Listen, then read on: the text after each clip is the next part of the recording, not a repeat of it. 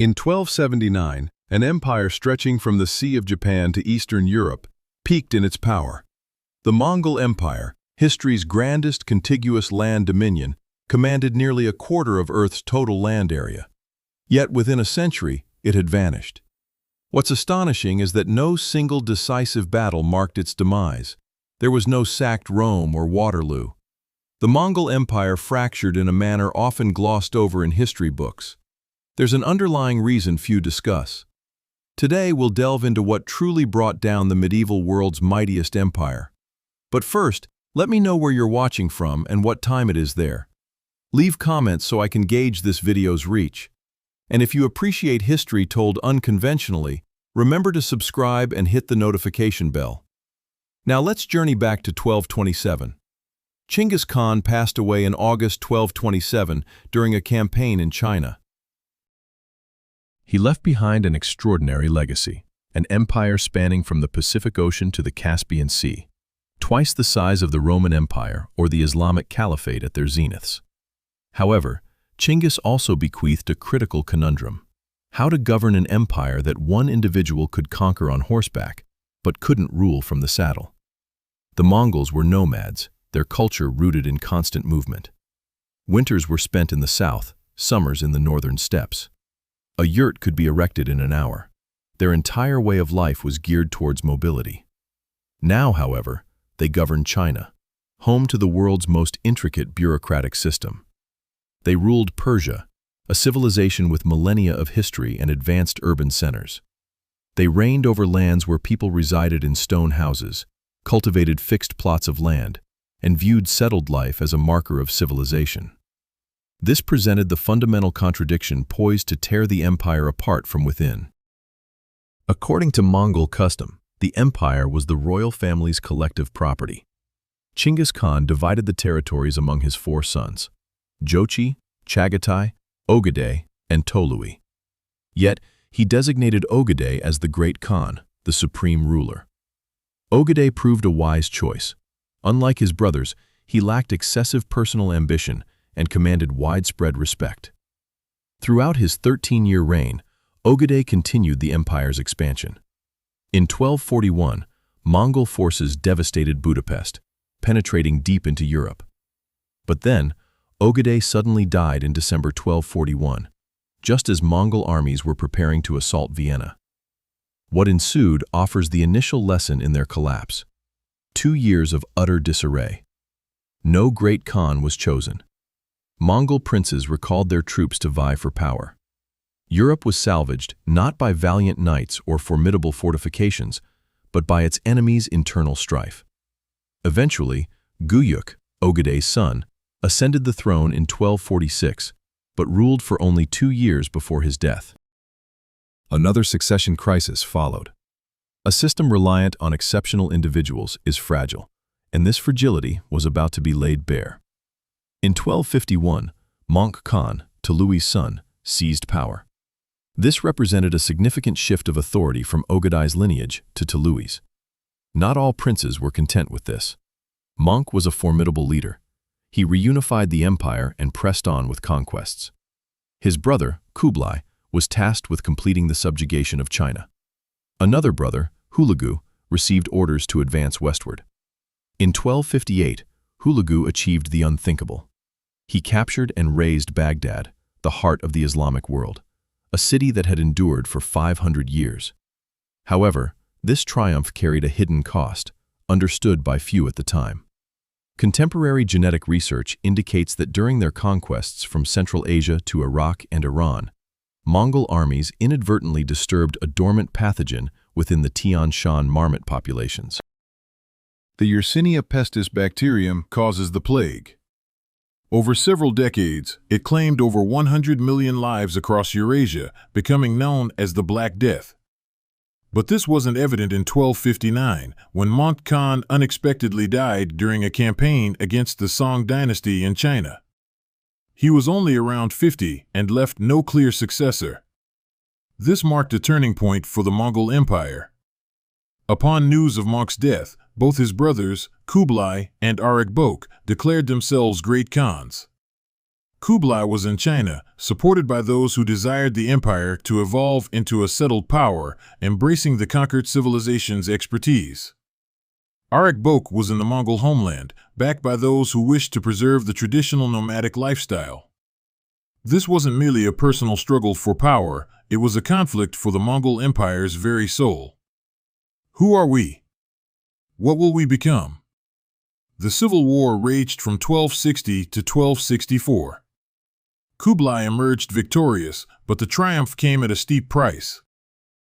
Meanwhile, other parts of the empire splintered off. The Golden Horde in the west, encompassing Russia and Eastern Europe, came under the sway of Burqa Khan. A conflict even erupted with Hulagu's Ilkhanate in 1262. The Chagatai Khanate in Central Asia harbored its own expansionist desires.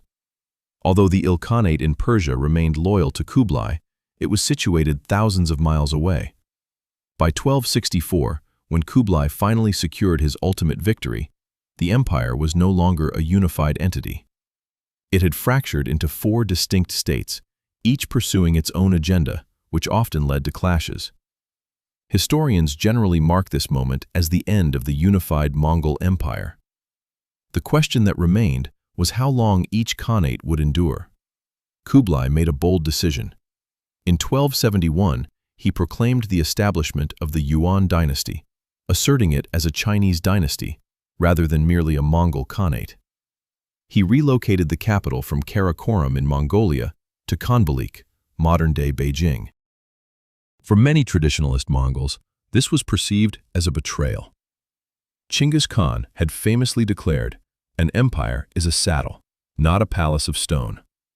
Yet, his grandson now presided over a Chinese palace, employing Chinese bureaucracy, and even conducting Confucian-style ceremonies. Kublai was undoubtedly a capable ruler. By 1279, he had completed the conquest of the southern Song, implemented an extensive postal network, introduced paper currency to stimulate trade, championed religious freedom, and invited scholars from across the globe, including Marco Polo of Venice. However, he also made significant blunders. Consider the Japanese campaign of 1274. Kublai amassed a massive fleet to invade Japan. While Mongols excelled as cavalrymen on land, they were not experienced seafarers. A monumental storm decimated the fleet. The Japanese famously dubbed it kamikaze, the divine wind. Unfazed, Kublai did not give up on the Japanese campaign of 1281. He assembled an even larger armada, 4,400 ships and 140,000 men. This time, an even more devastating storm sank the majority of the fleet. Marco Polo documented the northern wind's ferocity, noting that troops declared, "If they do not go away, all ships will be shattered." The sheer number of vessels led to many colliding and breaking apart. The estimated cost of these 2 expeditions equaled the treasuries of many nations. And this was just Japan. Kublai also instigated unsuccessful military ventures into Vietnam 3 times, Burma, and Java. Each instance consumed vast resources without yielding any significant gains. The issue was not that Kublai was an ineffective leader. The fundamental problem was that an empire built on conquest cannot sustain itself once conquests cease. The Mongols had grown wealthy through plunder. When there were no more territories to conquer, or when conquests became too costly, the empire's primary source of revenue dried up. The tax systems of conquered peoples proved insufficient, especially compounded by rampant corruption. Let's pause to grasp a deeper contradiction. The Mongols subjugated the world's most advanced civilizations, China and Persia. To govern them, the Mongols found themselves adopting some of their institutions, yet this carried the risk of losing their own identity. Kublai endeavored to maintain a balance.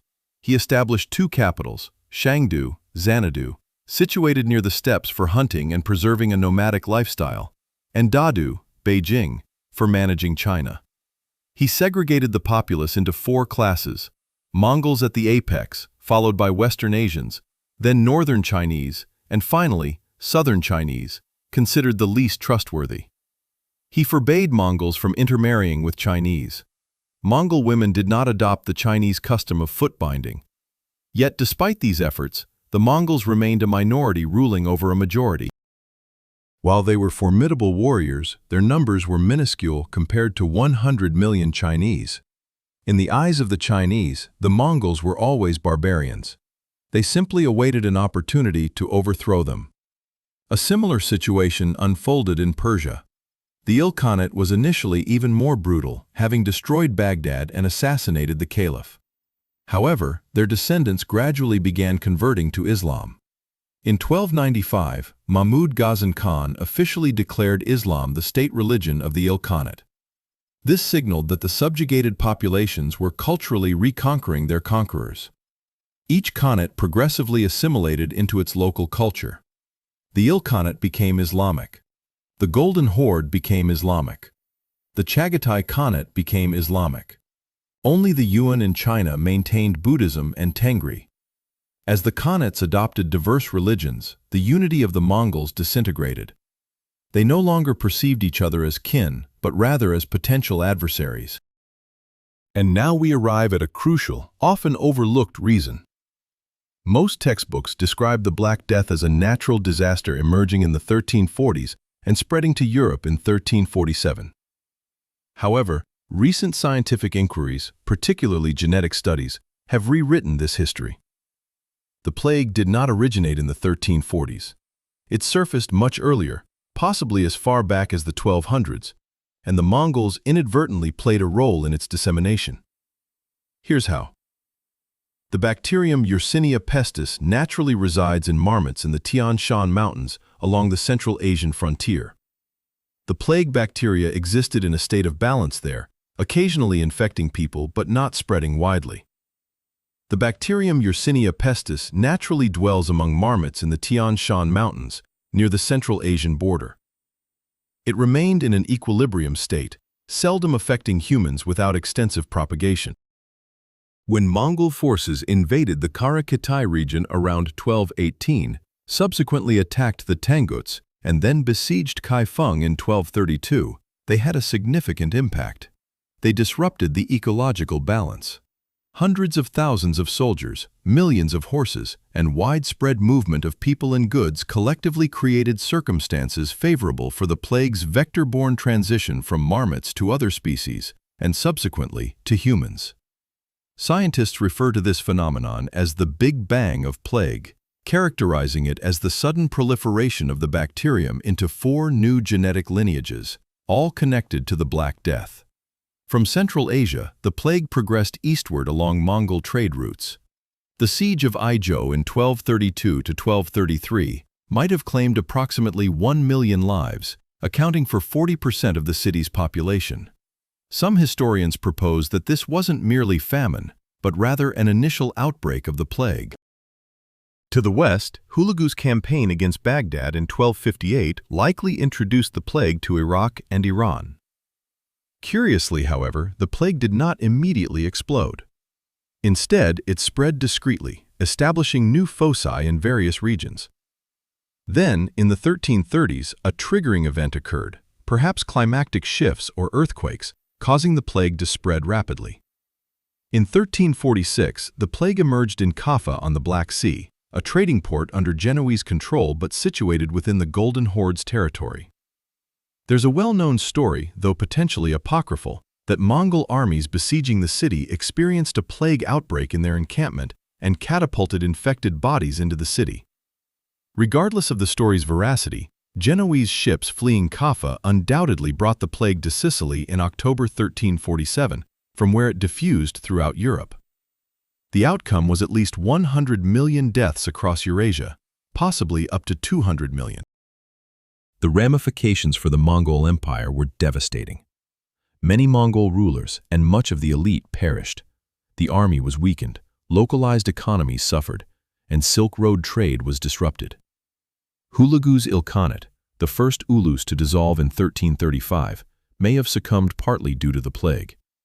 Historian Christopher Beckwith noted, "It killed many Mongol rulers and other elites, weakened the army and local economies." This stands as a quintessential historical illustration of unintended consequences. The Mongols forged the grandest intercontinental commercial and transportation network of their era, the Pax Mongolica. Yet this very system morphed into a conduit of death. After Kublai's passing in 1294, the Yuan dynasty rapidly declined. The issue of succession re-emerged. 8 emperors reigned between 1308 and 1333, a mere 25-year span.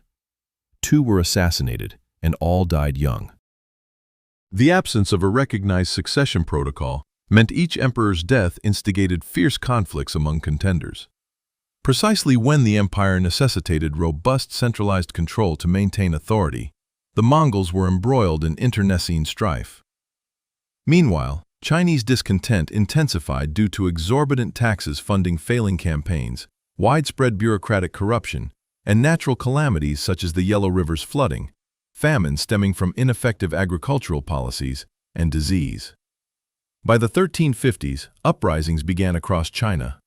The most prominent rebel faction was the Red Turban movement, mixing Buddhist beliefs with anti-Mongol nationalism.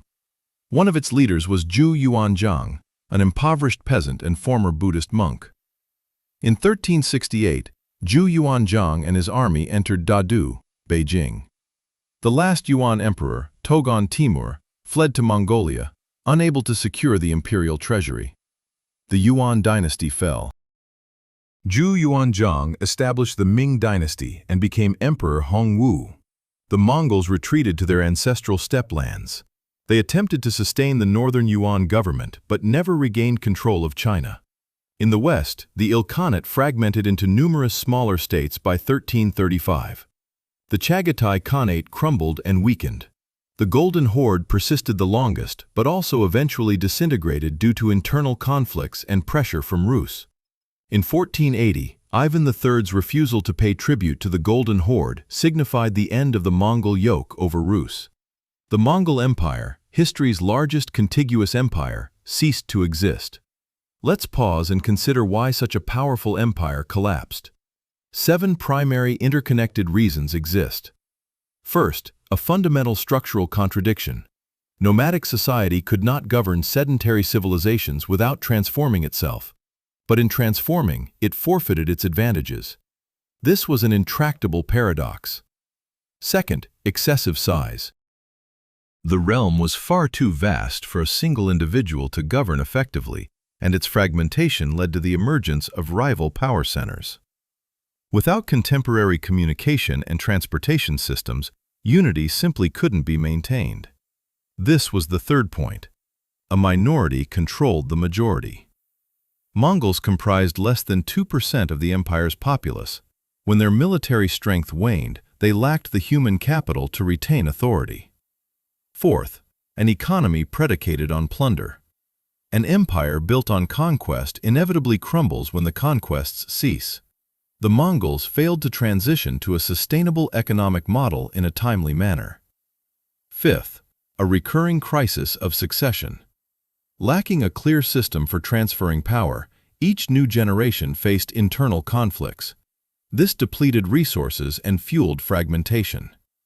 Sixth, reverse cultural assimilation. In essence, the conquered peoples culturally absorbed their conquerors.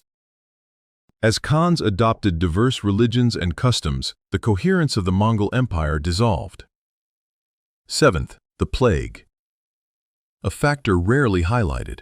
It claimed millions of lives, devastated economies, disrupted trade routes, and weakened both rulers and subjugated populations. No single cause led to the downfall of the Mongol Empire. It was a confluence of all these circumstances, a perfect storm of internal contradictions, strategic missteps, and uncontrollable factors. So, what can we glean from the collapse of the Mongol Empire? The first lesson: triumph doesn't guarantee survival. The Mongols were the premier warriors of their era, but the skills that facilitate conquest don't always translate into effective governance. Many modern organizations, businesses, and even nations repeat this error. They excel at development, but falter in sustaining it. The second lesson: structural contradictions cannot be resolved by sheer willpower alone. Kublai was a brilliant mind, yet he couldn't reconcile the fundamental tension between nomadic and settled lifestyles. Some problems lack simple solutions, Sometimes one must choose between two incompatible realities. The third lesson: systems reliant on specific individuals are fragile. The Mongol Empire flourished under exceptional leaders like Chinggis Khan, Ogedei, Mongol Khan, and Kublai. However, when ordinary individuals assumed power, the system faltered. For stability, organizations require robust institutions, not merely talented personalities. The fourth lesson: unforeseen repercussions. The Mongols established the most extensive trading network of their time. Yet this very network facilitated the spread of the disease that claimed millions of lives. In our interconnected world today, we too must acknowledge the unintended consequences of our actions, from climate change to pandemics. The fifth lesson: diversification, a double-edged sword. The Khans embraced diverse cultures and religions. This aided their effective local administration, but simultaneously eroded the empire's unity. In commerce and politics, striking a balance between local autonomy and centralized control presents an everlasting challenge. The sixth lesson: no empire endures forever. Rome fell. The Mongols fell. Britain fell. All empires ultimately meet their demise. The question isn't if, but when and how. Humility in the face of history is an invaluable trait. So, how did the story of the Mongol Empire conclude? Not with a bang, but with a whimper. There was no decisive event, no official surrender, just a gradual fading away. The once formidable Khanates succumbed to the ravages of time and circumstance, yet their legacy persisted. The trade routes they forged linked east and west, laying the groundwork for the age of exploration. Cultural exchange during the Pax Mongolica disseminated technologies, ideas, and knowledge. The political boundaries they established remain relevant in some regions, such as Russia and parts of China. The national identity of conquered peoples in Russia, China, and Persia was partly shaped through resistance to the Mongols. And perhaps most significantly, their history serves as a reminder that no power is absolute, no success eternal, and our choices, however minor they may appear, can shape the future in ways we cannot possibly foresee. The Mongol Empire didn't collapse due to a single, pinpointable reason. It was due to a complex interplay of internal conflicts, poor decisions, succession crises, cultural assimilation, economic breakdown, and a catastrophic pandemic whose spread they inadvertently facilitated. This is a truth seldom mentioned because it's intricate, without a straightforward answer, and compels us to view history differently. Not as a narrative of heroes and villains, but as a chronicle of individuals making choices within specific circumstances, the consequences of which no one could always predict. Should you wish to delve into more extensive historical narratives, be sure to subscribe and activate the notification bell. Please give this video a thumbs up so that the YouTube algorithm recognizes the value of high-quality content and promotes its wider distribution. Share it with your history-loving friends. Our next exploration will uncover a different historical account, perhaps the decline of Rome or Napoleon's tactical blunders. Which subject would you prefer to hear about? Leave your suggestions in the comments below. We appreciate your time. M.